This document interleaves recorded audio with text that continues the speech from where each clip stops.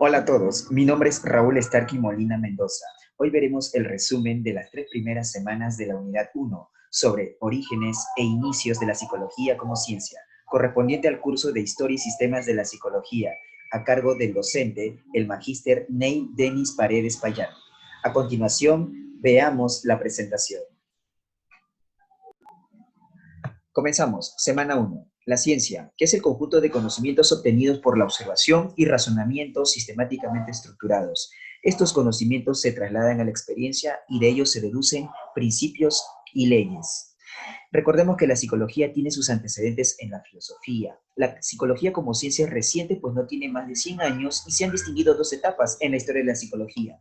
La primera, psicología precientífica, que comienza aproximadamente en el siglo VI a.C. en Grecia, precisamente con los escritos de los primeros filósofos griegos, quienes dentro de una concepción metafísica estudiaban los asuntos relacionados con el alma humana y se extendió hasta el siglo XIX, teniendo como máximos representantes desde Tales de Mileto, Pitágoras, Hipócrates y Sócrates respectivamente.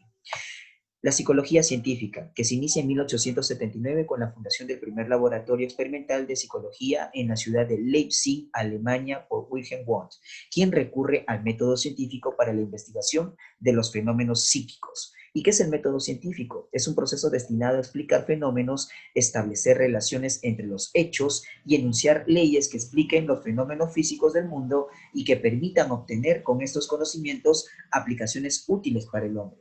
Y consta de los siguientes pasos: observación, pregunta, hipótesis, experimento, análisis y conclusión. Veámoslo con un ejemplo. Norma sale de su casa llevando a su hija a la escuela y en el camino le hace notar una fila de hormigas que llevan un insecto. Su hija le comenta que las hormigas están llevando comida a su casa.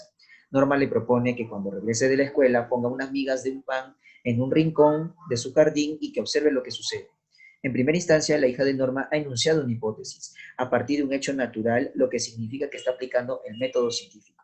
Ambas, Norma y su hija, al poner migas en el jardín de su casa, están planeando una experimentación que les permitirá hacer una comparación con lo observado y finalmente llegar a una conclusión. Semana 2. El racionalismo, teniendo como máximo representante a René Descartes. El racionalismo considera que las leyes científicas, para ser tales, tienen que ser universales y necesarias. La razón es capaz de llevarnos a la realidad. El conocimiento racional capta ideas, elabora juicios y estructura raciocinios. El empirismo, teniendo como representante a John Locke. Se contrapone al racionalismo puesto que esperamos que sucedan las cosas más por un hábito o costumbre que por razonamiento científico. Veámoslo con un ejemplo. Por medio del racionalismo tú explicas un suceso, un concepto sin tener que haberlo vivido, solo usando tu razonamiento, la lógica. Es un proceso mental que no requiere de ejemplos empíricos, es decir, una explicación empirista sería el fuego que quema y por qué me he quemado y mira qué quemadura tengo.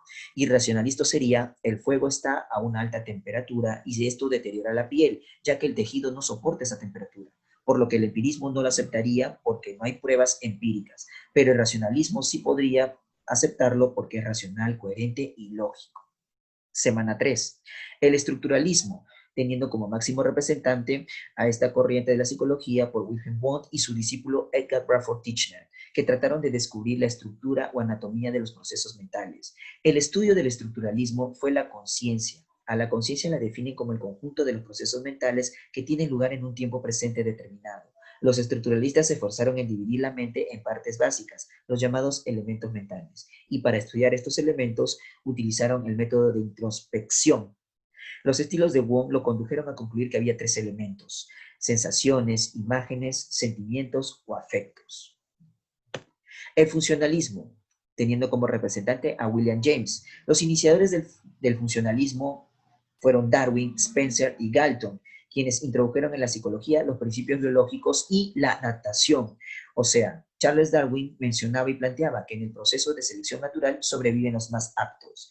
Por lo tanto, la postura de James fue que la psicología debe estudiar a la persona en su vida cotidiana, en la escuela, en el trabajo, en la familia y no entre 4 paredes de un laboratorio.